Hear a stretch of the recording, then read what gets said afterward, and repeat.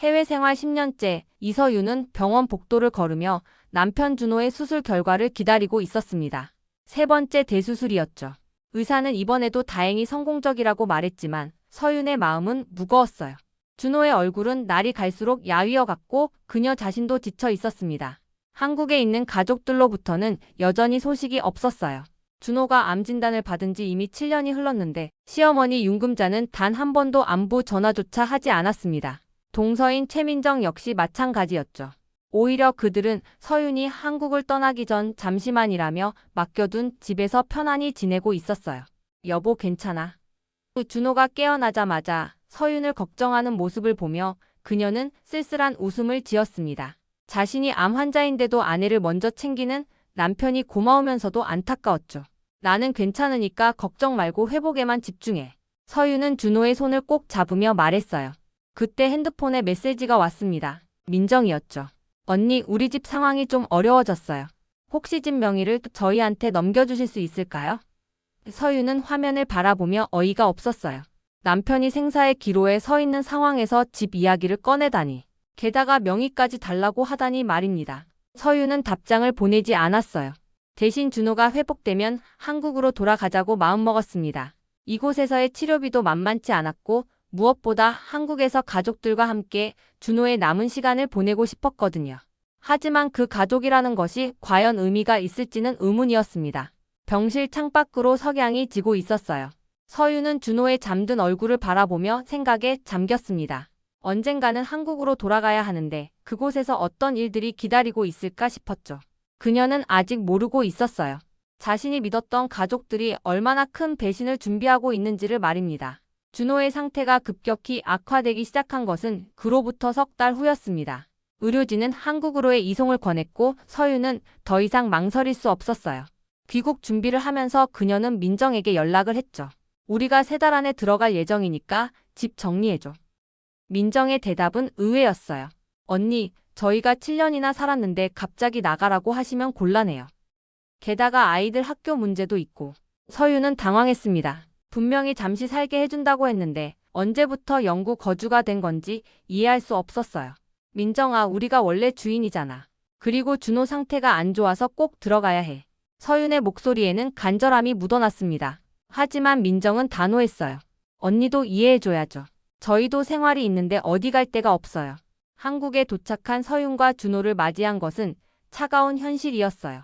집 앞에 도착했을 때 현관문에는 낯선 디지털 도어락이 설치되어 있었습니다. 서윤이 비밀번호를 눌러봤지만 열리지 않았어요.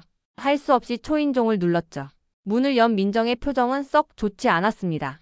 언니, 왜 미리 연락 안 했어요? 미리 연락했잖아. 2달 전부터 말했고. 서윤의 목소리는 떨리고 있었어요. 준호는 휠체어에 앉은 채 아무 말도 하지 못했습니다. 집 안으로 들어간 서윤은 깜짝 놀랐어요. 벽지부터 바닥재까지 모든 것이 바뀌어 있었거든요. 이거 언제 고쳤어? 아, 그냥 좀 낡아서요. 언니가 없는 동안 관리한다고. 민정의 말에는 죄송함보다는 당당함이 더 많이 묻어 있었습니다. 그날 밤 서윤은 잠을 이룰 수 없었어요. 자신의 집에서 손님 취급을 받는 기분이었거든요. 준호는 피곤해 지쳐 깊이 잠들어 있었지만 그의 얼굴에는 고통이 어려 있었습니다. 서윤은 결심했어요. 이 상황을 더 이상 방치할 수는 없다고 말이죠. 다음 날 아침 서윤은 민정과 진지한 대화를 시도했습니다. 민정아, 우리 상황 좀 이해해줘. 준호가 아픈데 치료받으려면 안정된 환경이 필요해. 하지만 민정의 반응은 예상보다 훨씬 차가웠어요. 언니, 저희도 7년 동안 여기서 살면서 나름대로 정이 들었어요. 그리고 집값도 많이 올랐는데 그건 저희가 관리를 잘했기 때문이죠. 민정의 말에서 서윤은 섬뜩한 의도를 감지했습니다. 마치 집의 주인이라도 된 것처럼 말하고 있었거든요. 그럼 언니가 우리한테 감사해야 하는 거 아닌가요? 빈집으로 놔뒀으면 도둑도 들고 곰팡이도 생겼을 텐데. 민정의 논리는 황당했지만 나름대로 일관성이 있었어요. 서윤은 어이가 없었습니다. 며칠 후 시어머니 윤금자가 찾아왔어요. 서윤은 혹시나 해서 도움을 요청했습니다. 어머님, 민정이한테 좀 말씀해 주세요. 우리가 들어가야 하는데 계속 버티고 있어요. 하지만 윤금자의 대답은 더욱 충격적이었죠. 서윤아, 내가 좀 이해해야지. 민정이도 7년이나 살았는데 갑자기 나가라고 하면 어떡해? 그리고 아이들 학교도 있고. 시어머니까지 민정 편을 드는 모습을 보며 서유는 절망감을 느꼈어요. 그날 밤 서유는 준호와 이야기를 나눴습니다. 여보, 이상해. 우리 집인데 우리가 나가야 할 것 같은 분위기야. 준호는 힘없는 목소리로 대답했어요. 미안해, 내가 아프지만 않았어도. 무슨 소리야. 당신 잘못이 아니야. 서유는 인터넷을 검색해 보기 시작했습니다. 부동산 점유, 취득시효, 명의 변경 같은 키워드들이 그녀의 눈에 들어왔어요. 그때서야 상황의 심각성을 깨달았습니다. 민정이 단순히 떼를 쓰는 게 아니라 실제로 집을 빼앗으려는 계획을 세우고 있을지도 모른다는 생각이 들었거든요. 다음 날 서유는 변호사 사무소를 찾았습니다. 상황을 설명하자 변호사 박지우는 심각한 표정을 지었어요. 부동산 소유권 분쟁은 생각보다 복잡할 수 있습니다. 특히 장기간 점유했다고 주장하는 경우에는 더욱 그렇죠. 박지훈 변호사와의 상담은 서윤에게 현실을 깨닫게 해주었습니다. 우선 내용 증명부터 보내시죠. 법적으로 퇴거를 요구한다는 의사를 명확히 해야 합니다. 서윤은 고개를 끄덕였어요. 감정보다는 법적 절차가 중요하다는 것을 이해했거든요. 내용 증명이 발송된 후 민정의 반응은 더욱 격해졌습니다. 언니, 너무하는 거 아니에요? 가족끼리 이렇게까지 해야 해요? 하지만 서유는 더 이상 물러설 수 없었어요. 민정아, 나도 어쩔 수 없어. 준호가 아픈데 집이 필요하다고. 며칠 후 민정 측에서도 변호사를 선임했다는 소식이 들려왔습니다. 그들의 주장은 예상했던 그대로였어요. 7년간 점유했으니 취득시효를 주장하겠다는 것이었죠. 게다가 서윤이 구두로 증여를 약속했다고도 주장했습니다. 그런 말 한 적 없어요. 서윤은 박지훈에게 억울함을 호소했어요. 증거가 없다면 괜찮습니다. 구두 약속은 입증하기 어렵거든요. 하지만 그들이 어떤 수를 쓸지 모르니까 조심해야 합니다. 정말로 민정은 예상치 못한 수를 썼어요. 서윤이 해외에 있을 때 그녀의 이름으로 대출을 받으려고 시도했던 것이 드러났거든요. 다행히 실패했지만 그 의도만으로도 충분히 충격적이었습니다. 이런 사람들이었구나. 서윤은 배신감에 온몸이 떨렸어요. 더욱 놀라운 것은 윤금자의 역할이었습니다. 박지훈이 조사한 바에 따르면 시어머니는 뒤에서 민정을 도와 증여 계약서 초안까지 준비하고 있었어요. 가족이라고 믿었는데. 서윤의 목소리는 쓰라렸습니다. 준호의 상태는 스트레스 때문인지 더욱 악화되고 있었어요. 병원 진료를 받을 때마다 의사는 안정을 취하라고 했지만 집 문제로 인한 스트레스는 계속되고 있었습니다. 여보, 내가 해결할게. 걱정하지 마. 서윤은 준호에게 다짐했지만 마음은 무거웠어요. 법정 날짜가 잡혔다는 통보를 받았을 때 서윤은 각오를 다졌습니다. 이제는 감정을 배제하고 오직 사실과 법리로만 대응해야겠다고 생각했거든요. 가족이라는 이름으로 더 이상 당하고 살 수는 없었습니다. 첫 번째 법정 출석 날 서윤은 긴장했지만 차분했습니다. 박지훈이 옆에서 사실대로만 말씀하시면 됩니다 라고 조언해 주었거든요. 하지만 민정 측의 주장을 듣고는 경악했어요. 원고는 저희에게 집을 증여하겠다고 약속했습니다. 증인도 있습니다. 민정의 변호사가 제출한 서류에는 놀랍게도 서윤의 서명이 들어간 증여 계약서가 있었어요. 하지만 서윤은 그런 서류에 서명한 적이 없었습니다. 저건 위조예요. 서윤이 외쳤지만 법정에서는 증거로 채택되었어요. 필적 감정이 필요하다는 판사의 판단이었죠. 서윤은 당황했습니다. 자신의 서명과 너무나 흡사했거든요. 더욱 충격적인 것은 증인으로 나선 윤금자의 증언이었어요. 며느리가 해외에 나가면서 분명히 말했어요. 동서한테 집을 주겠다고. 시어머니의 거짓 증언을 듣는 순간 서윤은 온 세상이 무너지는 느낌이었습니다. 법정을 나선 후 서윤은 한동안 말을 하지 못했어요. 박지훈이 위조된 서류라는 것을 증명할 수 있습니다. 필적 감정 결과를 기다려 보조라고 위로했지만 마음의 상처는 쉽게 아물지 않았습니다. 집에 돌아온 서윤을 본 준호는 깜짝 놀랐어요. 여보, 무슨 일이야? 얼굴이 왜 이래? 서윤은 모든 상황을 설명했고 준호는 분노했습니다. 내 가족들이 어떻게 이럴 수가 있어? 하지만 흥분하다가 갑자기 기침을 하며 쓰러졌어요. 응급실로 달려간 서윤은 의사로부터 심각한 이야기를 들었습니다. 스트레스가 병세를 악화시키고 있어요. 절대 안정이 필요한 상황입니다. 서윤은 자책감에 빠졌어요. 집 때문에 남편의 건강까지 위험에 빠뜨렸다는 생각 때문이었죠. 그날 밤 병실에서 서윤은 결심했습니다. 더 이상 이런 식으로는 안 되겠다고 말이에요. 준호의 건강이 무엇보다 중요했거든요. 그리고 자신을 배신한 가족들과는 완전히 결별해야겠다고 다짐했습니다. 필적 감정 결과가 나왔을 때 예상대로 위조였다는 것이 판명되었어요. 하지만 민정 측은 또 다른 수를 썼습니다. 그럼 7년 점유에 의한 취득시효를 인정해달라고 주장한 것이죠. 법정 공방은 계속될 것 같았습니다. 두 번째 재판에서 상황은 서윤에게 유리하게 돌아가기 시작했습니다. 위조 문서 사건으로 민정 측의 신뢰성에 의문이 제기되었거든요. 박지우는 차근차근 반박했어요. 단순한 점유와 소유의 의사는 다릅니다. 피고들은 처음부터 임시 거주의 성격으로 들어간 것이지 소유할 의도가 없었습니다. 하지만 서윤은 이미 지쳐 있었어요.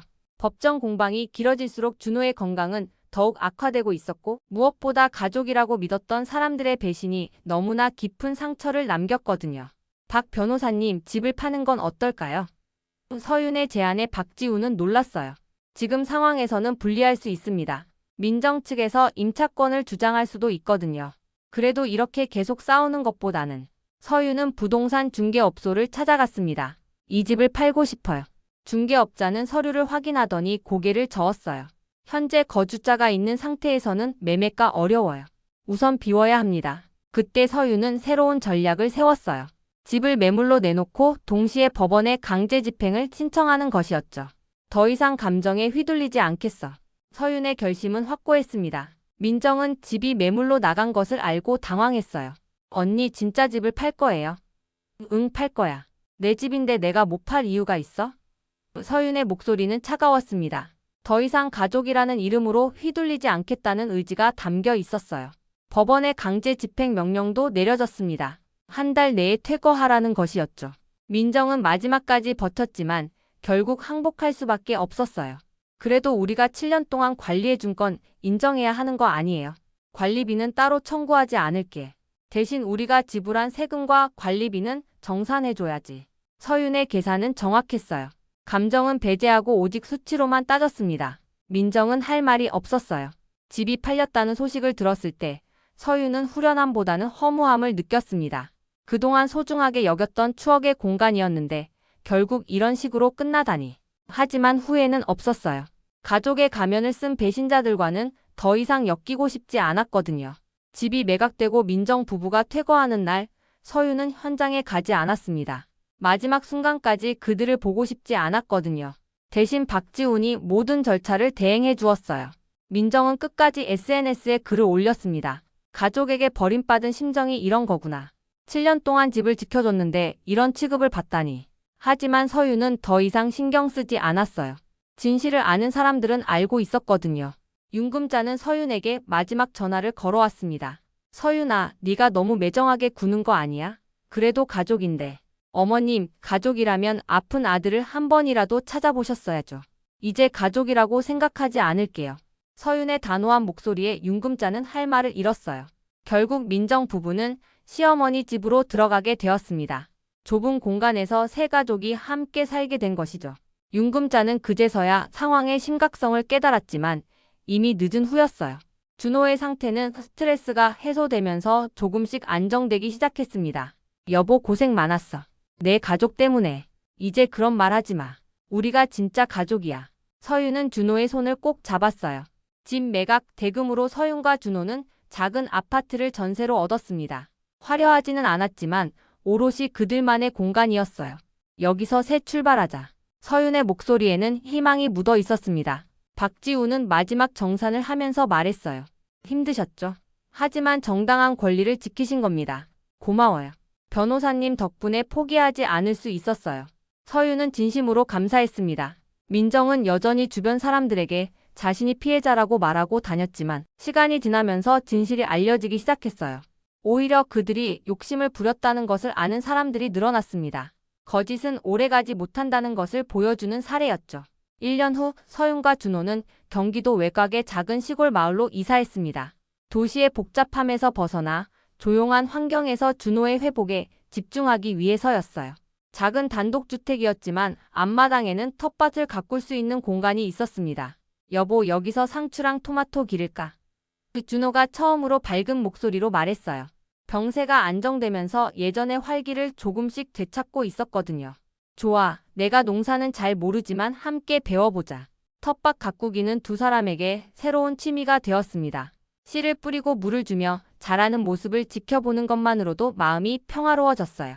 생명이 자라는 걸 보니까 희망이 생기네. 준호의 말에 서윤도 고개를 끄덕였습니다. 서윤은 다시 번역 일을 시작했어요.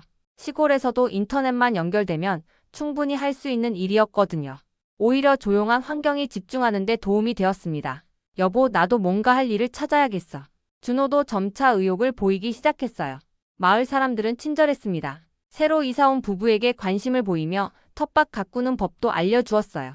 도시에서 오셨구나. 여기는 공기가 좋아서 몸에 좋을 거예요. 이웃 할머니의 따뜻한 말씀이 마음에 와 닿았습니다. 서유는 과거를 후회하지 않았어요. 힘들었지만 그 과정을 통해 진짜 중요한 것이 무엇인지 깨달았거든요. 사람을 믿는 것도 좋지만 가장 중요한 건 나 자신과 당신이야. 준호에게 말하며 서유는 미소를 지었습니다. 해질 무렵 두 사람은 마당에 나와 하늘을 바라보곤 했어요. 도시에서는 볼 수 없었던 별들이 총총히 박혀 있었습니다. 여보, 우리 잘 살고 있는 것 같아. 응, 이게 진짜 행복인 것 같아. 준호의 건강도 서서히 회복되고 있었습니다. 정기 검진에서 의사는 안정적으로 관리되고 있다고 말했어요. 스트레스가 줄고 규칙적인 생활을 하면서 몸 상태가 좋아진 것이었죠. 그동안의 모든 일들이 우리를 여기로 이끌어준 거야. 서유는 준호의 손을 잡으며 말했습니다. 힘들었지만 지금 이 평화로운 시간을 위한 값진 대가였던 것 같아. 준호도 고개를 끄덕이며 아내의 손을 더욱 꼭 잡았어요. 민정과 시어머니 소식은 가끔 지인들을 통해 들려왔습니다. 좁은 공간에서 함께 사는 것이 쉽지 않다는 이야기였죠.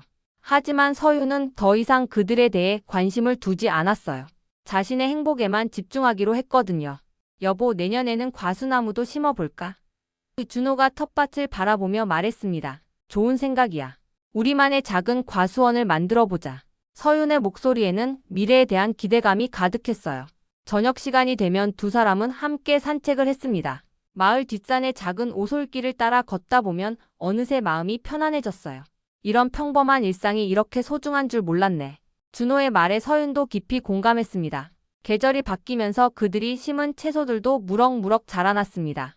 첫 수확의 기쁨은 말로 표현할 수 없을 정도였어요. 우리가 기른 거야. 서윤은 싱싱한 상추를 들고 환하게 웃었습니다. 마을 사람들과도 점점 가까워졌습니다. 텃밭에서 기른 채소를 나누어주고 이웃들도 집에서 만든 반찬을 가져다주곤 했어요. 진짜 가족은 핏줄이 아니라 마음이구나. 서윤은 새삼 깨달았습니다. 어느 날 저녁 두 사람은 마당에서 차를 마시며 이야기를 나누고 있었습니다. 여보, 우리 정말 많이 변했지? 그래, 하지만 좋은 방향으로 변한 것 같아. 서윤의 얼굴에는 진정한 평화가 깃들어 있었어요. 그때 준호가 갑자기 서윤의 손을 잡으며 말했습니다. 고마워, 끝까지 포기하지 않아줘서. 당신이 없었다면 난 어떻게 되었을까? 무슨 소리야, 우리는 하나잖아. 서윤의 눈에는 눈물이 맺혔지만 그것은 슬픔이 아닌 감사의 눈물이었어요. 하늘에는 별들이 하나둘 모습을 드러내기 시작했습니다. 도시에서는 볼 수 없었던 은하수도 희미하게 보였어요. 여보, 저 별들처럼 우리도 조용히 빛나며 살자. 준호의 말에 서윤은 깊이 고개를 끄덕였습니다. 이제 그들에게는 과거의 상처보다는 현재의 행복이 더 중요했어요. 작은 집, 작은 텃밭, 그리고 서로에 대한 변하지 않는 사랑. 그것만으로도 충분히 풍요로운 삶이었습니다. 진정한 가족의 의미를 찾은 두 사람은 그렇게 새로운 인생을 시작했습니다.